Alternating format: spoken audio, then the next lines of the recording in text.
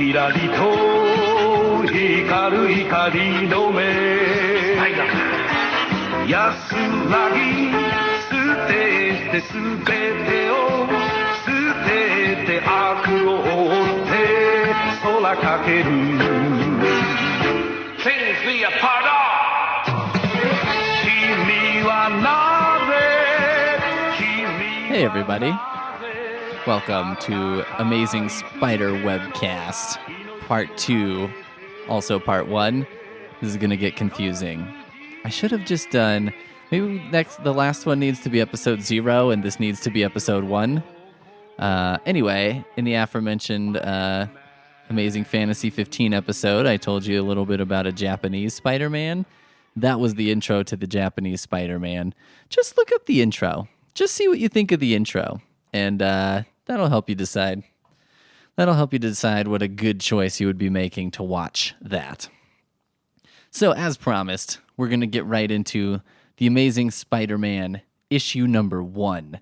We've got 2 great feature-length Spider-Man thrillers, and if you'd purchased this at the time of its release, you'd be paying a fat 12 cents. 12 fucking cents. So here's the deal. We get right back into Spider-Man. We get right back into his life. And basically, he's like, damn it. Uncle Ben is dead. We have no money. Everything's horrible. And, he went and it gives us kind of a recap because it was a few months in between the last Spidey adventure. And so he decides, Peter Parker's like, you know what? I could make some money basically doing like performances. So he says, all right, cool. I'm going to just, go to some place, do a performance. Of course, there's a part where he's in school, and all these people are like, oh, gang, look, Spider-Man's going to put on a show, and admission is only $1. Let's all go. I find it funny that the admission to the Spider-Man show is $1, and the comic is 12 cents. It costs 10 times as much to see him. Well, okay. A comic today would be like $4 or $5. And I guess if I went to see Spider-Man on Broadway, that'd be $40 or $50 at least, right? So maybe that's even. And of course, Peter Parker's in class, looking like a total nerd, doing stuff with test tubes, and he's like, "Count me out, kids! I can't make it." And they're like, we might have known he'd rather study. Who needs that walking bookworm anyway? It'll be more fun without him. It's funny that the way this is written, they're like, the students at this high school almost seem to be selected. You know how sometimes a school will get in trouble because it's like in high school you're not really supposed to recruit athletes or something, and they're recruiting athletes. This is like they're recruiting, okay, who's basically the most needlessly prickish to nerds? That's who we're going to get at our school. We're going to actively recruit those students. So Spider-Man puts on a little show. Everyone's like, oh my God, that's amazing. And then after the show, he goes into the office, and the guy's like, all right, well, I need to make a record for taxes. I can't give you cash, so I have to give you a check in order to do that, because I'm supposed to be a good accountant, but I am wearing a suspicious like fedora with sort of a zebra stripe thing on the brim. And the Spider-Man is like, I can't tell you my name. No one can know my identity. Just make the check out to Spider-Man. And the guy's like, okay, you're the boss, but you'll have a mighty tough time cashing it. A tough time cashing it, eh? Well, we'll just see about that. Cut to the bank. I'd like to cash this check. I'll have to see some identification. What about my costume? Don't be silly. Anyone can wear a costume. Do you have a social security card or a driver's license in the name of Spider-Man? No, I don't. The end. I don't know. I thought that was kind of funny already. I mean, these older comics are sort of tough to read because they're just so dated the way they're written, and they're very expository. You know, they're like, oh, this is happening. Oh, this is happening. Well, I guess I'll punch him with all my strength. And what you're seeing in the picture is him punching with all his strength, right? But I don't know. That was a good little gag of, just make it out to Spider-Man. And then he goes to the bank, and then the guy's like, well, fuck you. So then, of course, now they have the editorial in the newspaper from our friend J. Jonah Jameson. Him of the Hitler mustache, the high and tight crew cut, chomping cigars like there's no tomorrow. And we get the headline right off the bat, Spider-Man, Menace. And he also is delivering lectures all over town about how he's a bad influence. Children may try to imitate his fantastic feats. Think of what would happen if they make a hero out of this lawless, inhuman monster. We must not permit it. I say that Spider-Man must be outlawed. There's no place for such a dangerous creature in our fair city. And then of course he's like, they should respect real heroes in this city, like my son, John Jameson, the test pilot. This is like kind of what I'm talking about dialogue-wise. My son, John Jameson, the test pilot. You know him. He test pilots things. So anywho, Spider-Man's frustrated. He loses his job where he got the checks that he couldn't cash anyway because the guy who's hired him is like, I can't have a menace working here. Menace. That word's going to plague him forever. So here's what happens. Then we cut to J. Jonah Jameson's son, John, test pilot, who's piloting this like space capsule, right? It goes shooting off, but it's all fucked up. There's some kind of guidance system that's fucked up, and they're like, oh my God, he's going to die. He's flying around like crazy. And there's only one person who can save John Jameson, and that is Spider-Man, in case you didn't know. So he goes to J. Jonah Jameson and some, colonel or some shit, and he gets some kind of unit that plugs into the spaceship. And he's like, all right, now I just have to figure out how to catch a spaceship, plug this unit in, and I'll save the day, right? So he goes swinging off. He catches up with some pilot. Well, he goes to a military base, and, there's someone who's like, you there, stop. And he just webs him, and he's like, no time for that now. And that's like a classic, it's like 24, right? So he's like, no time to explain. And then they just go running off because you're like, well, if I explained it, that kind of ruins the show, part of the show, and this has to be a show. Realistically, yeah, we're going to be in a plane for like 5 hours to get to Cambodia or whatever. So I could probably, I'll explain on the way. But yeah, a lot of no time to explain. That's kind of how this is. I don't have time to just be like, I'm Spider-Man, I have a control module, get out of my way. But I'll just shoot you with web and knock you down. So then a guy takes him up in a plane for really no reason, and they catch up with the capsule, right? They're kind of like intersecting with it. They're coming at it at a, like a 90-degree angle. I don't know how, I'm not describing this well. They're catching up to the capsule. Spider-Man webs that shit, climbs up the web, gets on the capsule, throws in the module, and he did it. He saves the day. Jumps off, and he's like, now I won't have any trouble performing in public. I can get my old job back because I saved the day. And of course, the next day's Daily Bugle headline, 5 cents, by the way. This is the entire headline. There's no image. It just says, this newspaper demands that Spider-Man be arrested and prosecuted. Editorial by J. Jonah Jameson. This takes up almost the entire first page. It's in 50-point font. Huge, bold bubble letters. And basically he's like, this was all a plot by Spider-Man to steal the spotlight from my son. He sabotaged the capsule, blah, blah, blah, and then he forced his way onto a plane and all this stuff. And then you've got another newspaper headline, Wanted. And it says, caution, he is dangerous. Report him to nearest FBI office. Spider-Man, reward for his capture. So Peter Parker's like, oh, great. Things have gotten even worse. What will happen to the Amazing Spider-Man? So then we cut to part 2. Spider-Man versus the Chameleon. So Spider-Man gets this idea. He's like, I know how I can make some cash for being a superhero. I'll just join the Fantastic Four. They'll just be the Fantabulous Five if I join. This is going to be a great thing.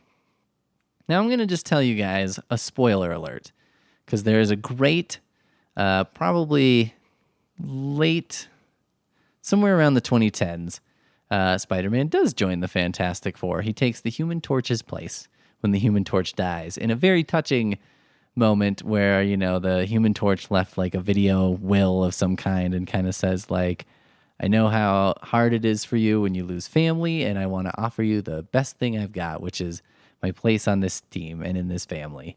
It's very touching, very heartwarming moment.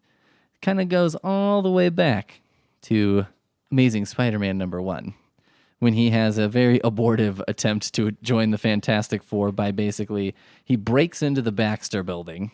He comes flying through a window. He gets trapped in a huge plexiglass cage that they made, although he forces it open and breaks it. And Reed Richards, Mr. Fantastic, that device cost us thousands. If you wreck it... I like that he's like, I designed this cage for somebody, and if somebody escapes from this cage, I'm going to make them pay for it. I don't know how, because it would be a lot easier to make someone pay for something if they were trapped in the cage, but nonetheless. So then they have a superhero fight, where they all kind of demonstrate their powers. Oh, look, I'm stretchy. Oh, look, I'm really strong. Oh, look, I'm invisible. I'm flame. And Spider-Man is like, oh, okay, well, he kind of stymies him, right? He can fight back. And then he's like, all right, I wanted to show you what I could do, so let's get down to business. How much does the job pay? I figure I'm worth your top salary. The Thing. I knew it. That kook has rocks in his head. Miss Invisible Girl. Afraid you made a mistake, Spider-Man. We're a non-profit organization. Mr. Fantastic. We pay no salaries or bonuses. Any profit we make goes into scientific research. Human Torch.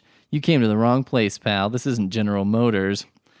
So then Spider-Man leaves. I might have known you're just like all the rest, ready to believe the worst of anyone. Okay, keep me out of your group. Who needs you? I'll make you guys look like pikers. Yes, pikers. So then he leaves, and then the Fantastic Four feels kind of shitty. Cut to the Chameleon, a guy who's wearing what looks like a medicine ball for a head and goggles, and he just basically has disguises. He makes, masks and stuff. He's the master of disguise. He disguises himself as a Spider-Man, robs a fucking bank, and then everyone's coming after Spider-Man, but really it's the Chameleon they should be after. He escapes in a helicopter, and which is, by the way, I wonder, about old-time stuff, right? Okay, now it seems impossible to me to do a crime today. How do you rob a bank and get away? It seems like they have 1,000,000 ways to catch you. There's 1,000,000 things you're going to be recorded on, right? But I feel like if in 1960 whatever, you had a helicopter for the day, you're like, I'm going to get this helicopter. And basically I'm going to invest in a helicopter, learn how to fly a helicopter, and then I'm going to rob a bank and escape via helicopter. I feel like you might be able to do that. Am I crazy to think that? That you might or that you could have a souped up car that would allow you to escape. So the Chameleon's escaping. I don't know why he needed to disguise himself as Spider-Man. I feel like he could have just fucking robbed the place. So Spider-Man has to catch this helicopter. He does a slingshot maneuver, similar to the one you would see in the first Spider-Man movie with Tobey Maguire.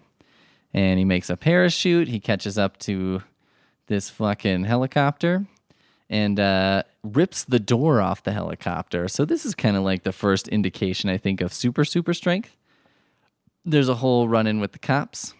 And this is also an early version of Spider Sense. I don't think you get a lot of Spider Sense before this, where he kills the lights. There's 3 cops in the room. He knows one of them is the Chameleon, and he can pick him out. He can sense him in the dark. He can feel that he's there. But the other cops try and stop him. Spider-Man flees, although he tore the Chameleon's costume, and so he gets busted.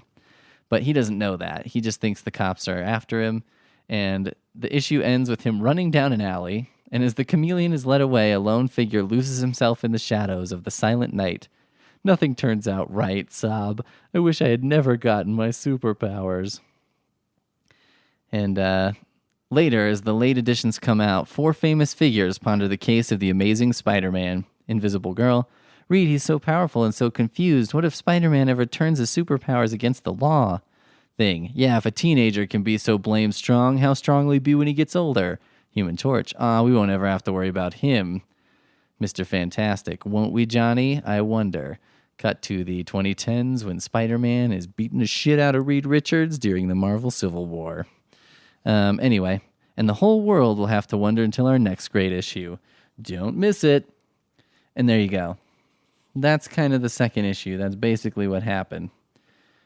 It also has, much like Amazing Fantasy 15, an ending that's got like the secrets of Spider-Man's web. And it shows it in context of the Fantastic Four. So here we go. So fantastically strong is Spidey's web. That's a weird syntax there. So fantastically strong is Spidey's web that if it were possible to increase its thickness to a ½ inch, one strand would be enough to hold the mighty muscled thing a prisoner for life. The special webbing is also 90% fireproof. Unless he intensified his flame to a great degree, it could even hold the Human Torch under normal conditions. And the Human Torch is standing there looking like, God damn it, I'm webbed. Mr. Fantastic, Spider-Man's webbing is also capable of stretching to a limited degree, though its power cannot compare to that of Mr. Fantastic's. So some stretchy. I like how these are the things. It's like you either have things that are not stretchy, Spider-Man stretchy, or Mr. Fantastic stretchy. That's how you know which pants you need to buy, depending on how you've been doing on the donuts lately. And to complete our comparison with the Fantastic Four, Spidey's webbing disappears into nothingness after 1 hour has elapsed, being as impossible to find as the Invisible Girl. That seems like a stretch. It's like, well, it disappears, it dissolves. And when something dissolves, you can't see it anymore, and that's kind of like the Invisible Girl. Great. It also shows a bunch of things that he can do with his webs. Apparently, he's devoted many hours of practice to the operation of his web, and he can use it many different ways. He has a yo-yo he made and a lasso. He's made a shield, a parachute, a safety net, which he's catching someone on, a barrier that's stopping a speeding car, as skis. So apparently he's devoted enough time to practicing with his webs that he's made web skis.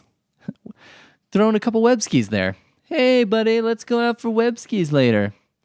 He can make a raft. It shows it's basically just a circle, and he's sitting on it with a shovel. He could make a club. Now, the club is shooting out of him. You know, he could, as a projectile, a ball. Okay, that's impressive. I mean, when you make skis or a thing that can stop a car, and it's like, or you could make a ball. It's like, maybe start with ball. Or plain, simple, sticky glue, and it shows a guy in high water pants. Basically, his feet are stuck to the ground. These are just some of the amazing things that Spider-Man can make with his web. Aren't you glad you learned that? I like this stuff. I don't know why. I don't know why this outside the story. I think because when you're growing up and you're a kid and you're reading comics, you're always kind of like, well, who's stronger, this guy or that guy? And you would get the trading cards because then it would say strength 7, strength 4. And you'd be like, oh, well, this person's stronger. But then you'd see science brain and it would be like 100. And you'd say, oh, but he's a lot smarter. Maybe he could beat that guy. I don't know. And you always wanted to know. You wanted to know, like, what are the limits or what are the possibilities? I don't really care that he hasn't made a web shield or had cause to, or skis, I guess. I'm curious to see. Let's keep track, friends and listeners, as to whether or not he actually ever makes web skis. Is that what you guys want to be called? Like, should fans of this show be web skis? Hey, web skis out there, hashtag web skis. All right. Well, when we start talking in hashtags, that's kind of when we've reached the end of the rope here. We've reached the end of the web strand. Thank you guys so much for listening. I hope to see you again. And in the meantime, keep believing, true believers.